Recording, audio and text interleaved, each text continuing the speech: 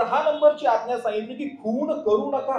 परमेश्वर, ज्या परमेश्वराने संपूर्ण सृष्टी निर्माण केली, तो मानव जातीला सांगत आहे. लक्षात घ्या, तो कोणाला सांगत आहे? मानव जातीला सांगत आहे की तुम्ही खून करू नका. तो प्राण्यांना सांगत नाहीये, तो वनस्पतींना सांगत नाहीये, तो जलचर प्राण्यांना सांगत नाही, पक्ष्यांना सांगत नाही. तर आपण जे मानव आहे, तर त्या मानवांना परमेश्वर एक आज्ञा देतो आणि ती आज्ञा आहे खून करू नका. पण मंडळीमध्ये हा विषय शिकवणं किती महत्वाचं आहे किंवा हा पचण्यासारखा आहे का? कारण की लोकांना कधी कधी काही शब्द टोचतात, कधी कधी लोक कोणता शब्द घेऊन मंडळी सोडून जातील तेही सांगता येत नाही. म्हणजे एक रहस्य आहे.